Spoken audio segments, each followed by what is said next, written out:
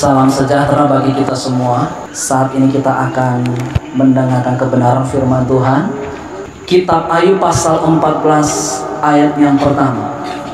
Manusia yang lahir dari perempuan singkat umurnya dan penuh kegelisahan. Puji Tuhan, di dalam kitab Ayub ini, secara etimologi bahwa kitab Ayub ini sebenarnya menceritakan tentang latar belakang tentang kehidupan manusia.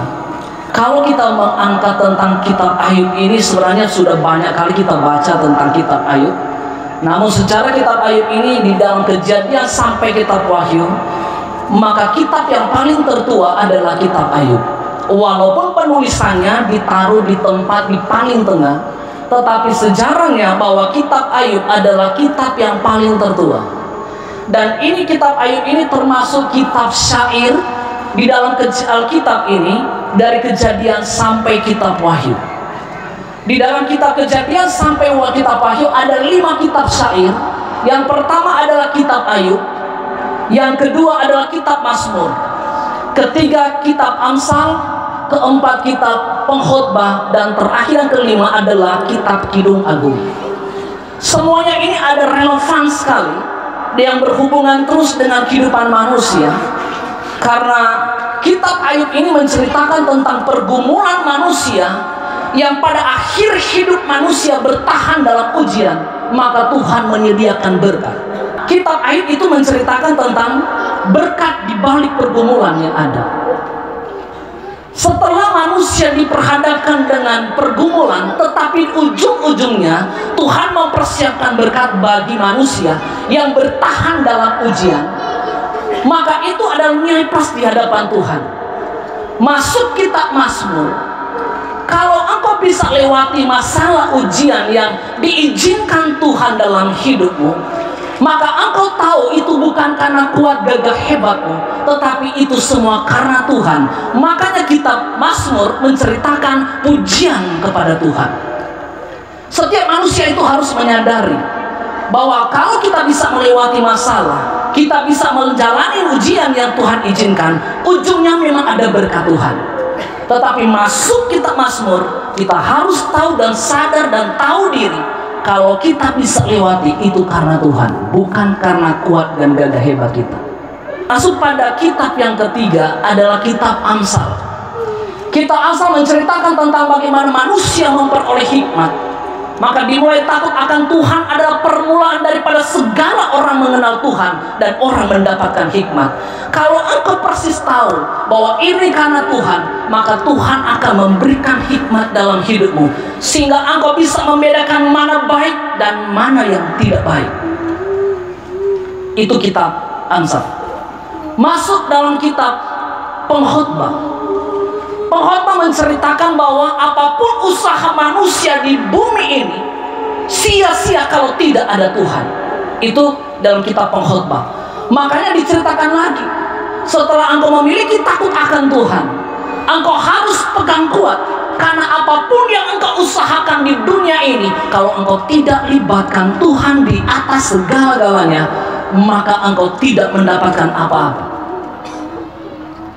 Setelah engkau tahu semuanya ini, maka masuk dalam kitab yang terakhir dalam kitab syair adalah kitab Kidung Agung. Kitab Kidung Agung ini sebenarnya ada dalam Alkitab sejarah antara Solamit dan Salomo, antara perempuan dari desa Sunem yang mendapatkan penghargaan untuk dijemput oleh kepala negara atau Raja Salomo untuk masuk ke dalam Mahligai, karena perempuan ini adalah perempuan pengusaha kebun anggur. Dan pada waktu dia mendapatkan kepercayaan masuk sampai pada Mahligai, disitulah perjumpaan kasih yang terjadi. Kasih antara Salomo dengan Solamit, dan cinta Solamit kepada Salomo. Nah, itu menggambarkan tentang bagaimana kalau kita sudah melewati masalah, kita tahu bahwa itu semua karena Tuhan. Karena itu jangan lupakan Tuhan. Sadar diri kalau bukan Tuhan kita tidak dapat berbuat apa-apa. Masuk kitab Kidung Agung, belajarlah terus mengasihi Tuhan sampai ajal menjemput semuanya. Inilah berbicara tentang kitab Ayub. Makanya pewahyuan ini diberikan kepada Ayub pada waktu dia mengalami satu pergumulan. Sampai pasal 14 ayat 1 berkata begini, manusia yang lahir dari perempuan singkat umurnya dan penuh kegelisahan. Terjemahan boleh katakan dan penuh dengan kesukaran, puas dengan kesukaran. Artinya begini, manusia yang lahir dari perempuan singkat umurnya. Apa yang tertulis dalam Alkitab ini, kata manusia lahir dari perempuan singkat umurnya, berarti ada manusia yang tidak lahir dari perempuan, namanya Adam dan Hawa. Setelah Adam dan Hawa, generasi selanjutnya harus melalui proses biologis, namanya harus melewati perempuan. Dan itu Alkitab jelaskan. Dan Alkitab bilang itu sangat singkat umurnya. Sebenarnya kata singkat di sini memiliki pengertian bahwa ini ada konsekuensi atau akibat dari yang dibuat manusia, sampai Tuhan harus mempersingkat manusia yang ada di dunia ini. Pertama-tama manusia tidak pernah diatur oleh waktu, karena waktu ada dalam tangan Tuhan. Tetapi pernah Tuhan berfirman kepada manusia dalam kitab Kejadian pasal 2, maka Tuhan membuat manusia ada di Taman Edennya Allah. Dengan satu ketentuan, dia berkata, semua apa yang diciptakan buah yang ada di tempat ini boleh kau makan, tapi hanya satu, buah pengetahuan yang baik dan jahat, jangan engkau sampai memakannya. Pada waktu engkau memakannya, engkau akan mati. Tetapi pada waktu itu masuk Adam dan Hawa sambil mengecap akan buah yang dilarang oleh Tuhan. Konsekuensi daripada ini semua terkutuk. Baik penggoda namanya ular dikutuk oleh Tuhan, laki-laki berjerih payah engkau akan mengelola tanah ini, perempuan engkau akan kena kutuk pada waktu engkau melahirkan, engkau sakit pada waktu bersalin. Semuanya tumbuh-tumbuhan menjadi konsekuensi dari apa yang disebut kata dosa. Dosa di sini tidak harus berpikir bahwa dosa ini adalah membunuh, ya, mencuri. Tapi bahasa asli kata dosa ini adalah hamartia, memberi pengertian adalah tidak kena pada sasaran. Itu artinya. Satu contoh dalam Alkitab adalah Yunus. Tuhan berkata, engkau perlu buat satu kota yang besar namanya kota Niniwe, karena kejahatannya sudah sampai pada Tuhan. Tetapi Yunus lari dari hadapan Tuhan, dia pergi kepada Tarsis. Nah, di hadapan Tuhan Yunus ini berbuat dosa karena tidak kena pada sasaran. Jadi dalam hidup kita sebenarnya dosa itu banyak sekali. Karena selagi kita tidak kena sasaran daripada yang Tuhan mau, pada waktu kita berbuat sesuatu dan Tuhan tidak inginkan, atau ada sesuatu yang Tuhan inginkan tetapi kita tidak jalankan, berarti di mata Tuhan itu kita masuk pada penyimpangan. Dan itu yang disebut dengan dosa. Dulunya waktu ada di tangan Tuhan dan tidak terukur berapa lama Adam dan Hawa hidup di mata Tuhan. Tetapi pada waktu dosa masuk, maka semua kena konsekuensi. Kalau berbicara tentang perempuan, maka hukum biologis maka berpengaruh. Adam untuk mengelola tanah ini, dia harus berusaha dan berjerih lelah, mengeluarkan keringat. Ini berbicara tentang hukum ekonomi. Tuhan goyang tentang ekonomi. Semua yang berhubungan dengan dosa Tuhan goyang semua. Apa yang membuat kita zona nyaman, Tuhan goyang karena dosa. Dulunya waktu ada di tangan Tuhan, tetapi setelah dosa masuk, maka manusia diatur oleh Tuhan dalam segi waktu. Dulunya manusia tidak dihitung berapa tahun dia hidup di bumi seperti Adam. Tetapi setelah manusia melanggar aturan Tuhan, manusia dikeluarkan dari Taman Edennya Tuhan dan dikeluarkan untuk mencari penghidupannya. Dari situlah asal usul di mana manusia mulai mempertahankan hidup dan mulai dikatakan Alkitab mulai diatur masa usianya. Di mata Tuhan Adam tidak sampai 1 hari, karena Adam hanya mencapai 930 tahun. Setelah itu pewahyuan lagi, regenerasi semakin dipersempit oleh Tuhan. Masuk generasi gelombang kedua namanya dipimpin oleh Musa. Musa tidak mencapai 1000, tetapi Musa hanya mencapai 120. Waktu itu dia mati. Akhirnya Tuhan membukakan pewahyuan kepada Musa di dalam kitab Mazmur 90. Jadi kitab Mazmur tidak selamanya Daud yang tulis. ada 7 penulis di dalamnya. Dan Tuhan berbicara kepada Musa bahwa adapun manusia 70 tahun manusia bisa hidup, dan kalau ia kuat ada 80 tahun. Masa hidup kami 70 tahun, dan kalau kami kuat itu 80 tahun. Nah, karena manusia ini sudah dibatasi oleh Tuhan, sudah diperkecil dari 930 masuk ke 120, dipers lagi 70 sampai 80. Dan itu yang kita nikmati sekarang. Tuhan kontrak kita di akhir zaman ini, manusia 70 tahun kalau dia kuat. Artinya masa dia kuat beraktivitas. 70 tahun ke atas itu sudah masa proses bagi tubuh manusia. Sehingga apa yang perlu dibanggakan untuk hari tua? Sampai banyak orang berpikir tentang hari tua. Sebenarnya kalau kita melihat secara alkitabiah, apa sih yang kita perlu banggakan di hari tua? Dari hari tua itu banyak yang hilang dalam diri manusia. Mulai penglihatan, mulai kabur, pendengaran, mulai gigi, masuk pada tulang yang ada, berjalan sudah tidak mampu, masuk kena pada osteoporosis. Manusia tidak mampu berjalan panjang lagi. Mulai masuk secara psikologi tentang masalah kebatinan, masalah kejiwaan, cepat tersinggung, seperti kanak-kanak, seperti 1-2 tahun. Harus dibimbing terus. Karena itu mau disimpulkan, apa sih hebatnya kita menunggu hari tua? Makanya manusia cuma dikontrak 70 tahun itu masa kekuatan kita. Nah, inilah Alkitab jelaskan bahwa manusia lahir dari perempuan singkat umurnya. Nah, karena kita dikontrak cuma 70 tahun di bumi ini, Rasul Petrus berkata kita ini cuma musafir di dunia ini, hanya mengisi kekosongan di dunia ini, hanya mengisi program Tuhan di dunia ini. Pertanyaannya, apa yang kita buat dari sesingkat-singkat waktu ini untuk Tuhan? Kita harus kembalikan kepada Sang Pemilik hidup kita. Karena berbicara kedatangan Tuhan ada 2 pengertian. Pertama, kedatangan Tuhan seperti kepada jemaat yang ada di Sardis. Pertama adalah kedatangan Tuhan secara pribadi. Dan memang ada kedatangan kedua secara global, menjemput umat Tuhan yang ada, yang masih tetap setia pada zaman itu kalau Tuhan perkenankan. Nah, yang kita perlu takutkan sekarang adalah penjemputan secara pribadi. Makanya kita harus mengatur sistem hidup kita supaya kita persis sama dengan yang menciptakan kita.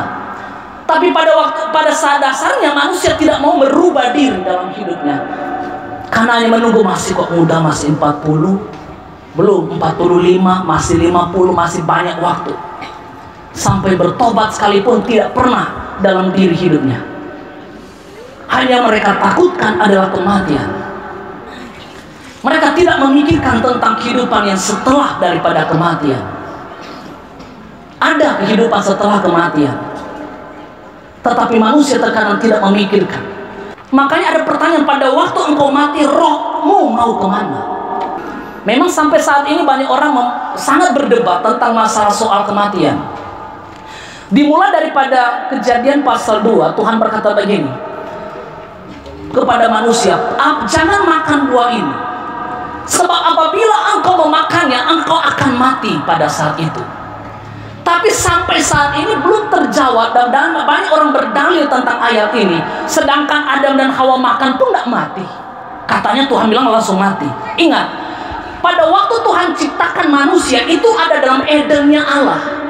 Eden artinya kesenangan, Eden artinya hadirat Allah. Artinya manusia yang dicipta bisa berbicara dengan Tuhan yang mencipta.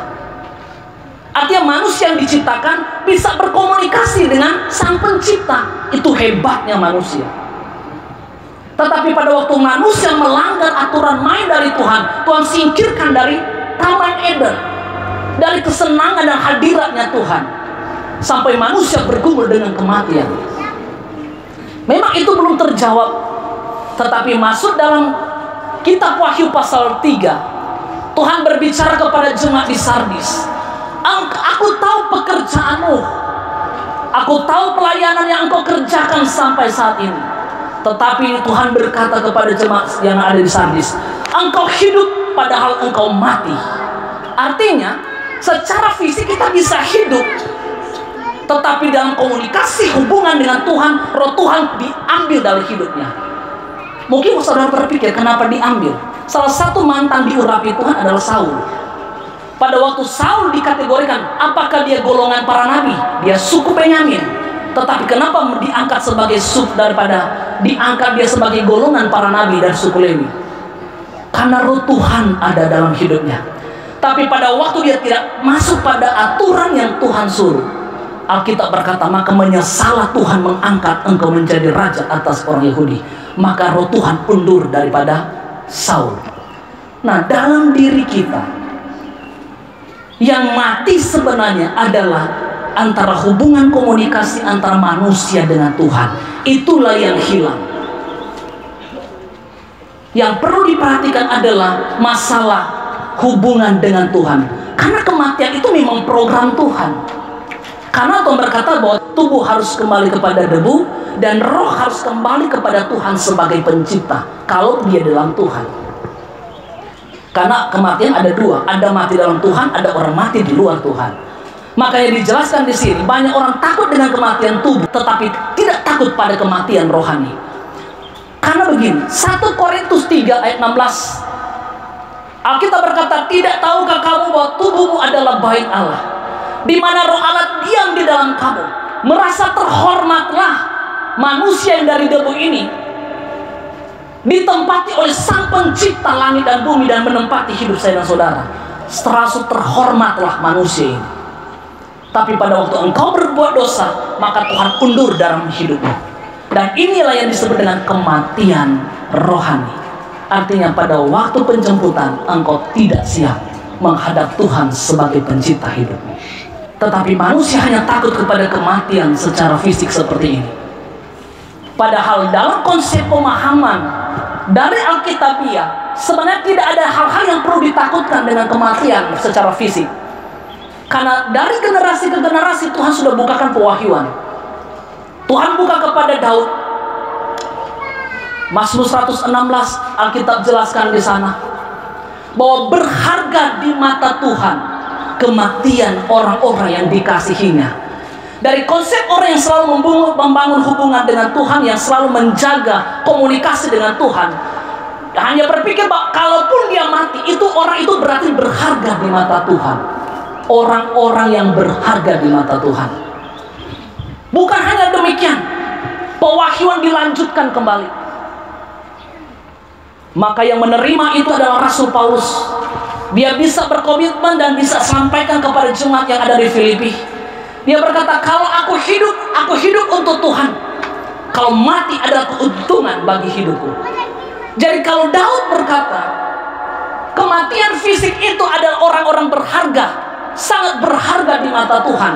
Paulus berkata, kematian fisik berarti engkau beruntung sama sekali di hadapan Tuhan. Pewahyuan dibuka terus kepada rasul-rasul yang ada, termasuk Rasul Yohanes. Dalam Wahyu pasal 14 ayat 13. Aku mendengar suara yang dari sorga. Sungguh kata roh, berbahagialah orang-orang yang mati di dalam Tuhan sejak saat ini. Berarti yang disampaikan oleh Tuhan kepada Rasul Yohanes, berbahagia. Jadi ada 3 kunci dalam kematian secara fisik. Pertama, Tuhan bilang sama Daud adalah berharga di mata Tuhan. Tuhan bilang sama Paulus, beruntung kalau engkau sudah selesai mengakhiri pertandingan hidupmu. Dan yang ketiga adalah Tuhan berbicara kepada Rasul Yohanes.